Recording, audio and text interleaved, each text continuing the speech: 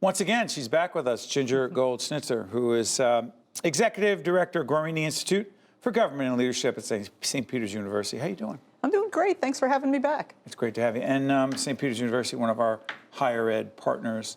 You and I were talking right before we got on the air. The Guarini Institute, tell folks what it is, and then I'm going to get into this conference you had a couple months back. Sure. So the Guarini Institute for Government and Leadership was established by Congressman Frank Guarini in 1994. And he established it to create a forum for the nonpartisan discussion of critical issues and public policy issues, and to encourage students to go into careers in public service, and most importantly, to be a bridge between sort of the academics of the university and real-world politics. And by the way, Congressman Frank Guarini represented Jersey City and surrounding areas for many, many years in the United States Congress. The forum you had on ending hair discrimination, which happened, we're taping in November, that happened in October. Talk about it. So we did a program called The Politics of Hair. Can Public Policy End Hair Discrimination? Wow. Now, you might remember there was a story, a little... The wrestler. Yeah, the wrestler, yes. A year ago, right? A 16-year-old wrestler from South Jersey goes to his wrestling match. He has dreadlocks. The ref gives him 90 seconds to either forfeit the match or cut his hair. And they cut his dreadlocks in a crowded gym. One of the coaches cut the hair, I think. Right. Well, it wasn't the coaches. Yeah, right. One of the coaches cut the hair in a crowded gym. The kid wrestles the match. He humiliated wins, that kid. But he was miserable. And so Senator Cunningham... Sandy Cunningham, right, and Assemblywoman Angela McKnight, along with a whole bunch of other co-sponsors, have sponsored a bill called the Crown Act that would extend the law against discrimination to protect natural and protective hairstyles. And the Dove Corporation that makes the soaps and the shampoos is actually sort of supporting a movement to get all 50 states to adopt similar laws. They co-sponsored our event with us, actually. They did. They provided like 13 cases of products for our students, and they sent a representative. It was pretty awesome. This is a big deal.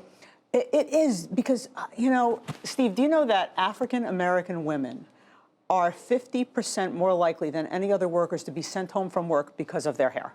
What? Yeah. Sent home? Sent home from work because of their hair. For what? Because they don't conform to sort of Eurocentric standards of what professional hair looks like.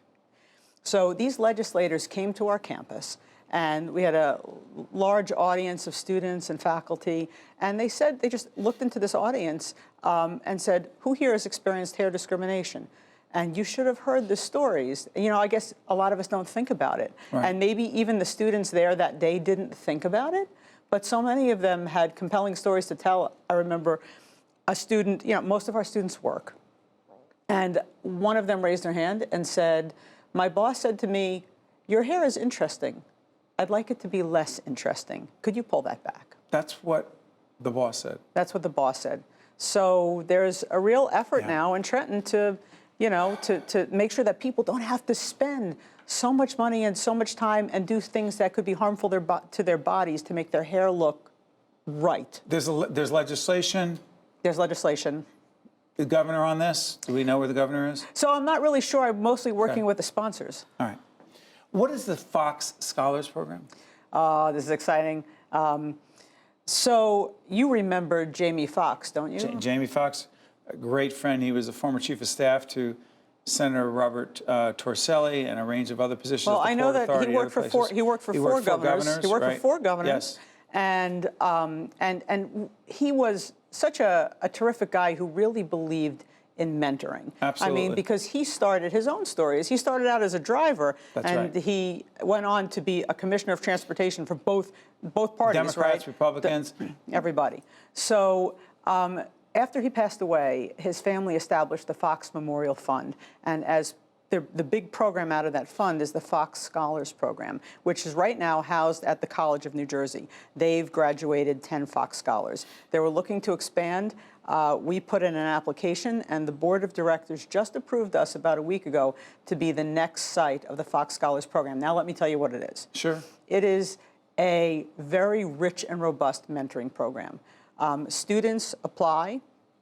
They're selected along with, you know, consultation with the faculty, and the Fox Scholars Program give them the students a stipend. some money for transportation, and assign them to a mentor who is a professional mentor, is a personal mentor. The program's for a semester, but ultimately these folks end up sort of being lifelong mentors for these students. Are these mentors in government? So these mentors could be in government, they could be in advocacy. I know that in the previous classes of Fox Scholars have had like lobbyists be mentors. The most important thing is that these mentors are helping to establish a network for people who may not have the network to easily achieve a career in public service or public administration. They don't have the contacts. Right. And so this is somebody to get to know them, to help them know what they need to do to get a kind of career, and to build the people around them, the support around them to make it happen. It's funny, for those of us who knew Jamie Foxx for so many years, if Jamie had a title, it would just be Jamie Gets Stuff Done. Yeah.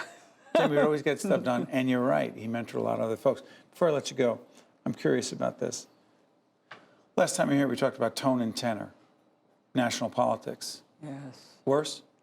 It's hard to imagine. I could not, you know what? We talked about at the 4 time months I thought ago. it would work. Yes, worse. Worse? Worse. The conversation hasn't improved because, you know what, we're lacking empathy in politics. And I think that we need to, I don't know how you bring civility back, Steve, but I know it begins with real conversations, not conversations meant to get ratings or to cause more division. Yeah, that's why we're here. It's tough. That's why this conversation is going on, and I appreciate what you're doing. Ginger Gold Schnitzer is Executive Director of the Guarini Institute for Government and Leadership at St. Peter's University. Good to see you, my friend. Thank you, Steve. Great to be here. Always civil. Yeah, thank Always you. thoughtful. Be right back. Oh, no, we won't be back. Next week we'll be back. See you then. I'm Steve Adubato. Thanks. NJM Insurance Company has been serving New Jersey policyholders for more than 100 years. But just who are NJM's policyholders? They're the men and women who teach our children, the public sector employees who maintain our infrastructure, the workers who craft our manufactured goods, and New Jersey's next generation of leaders, the people who make our state a great place to call home. NJM, we've got New Jersey covered. Also brought to you by the Northward Center, New Jersey Resources, the Turl Fund, supporting right from the start NJ, and by the Russell Berry Foundation, making a difference.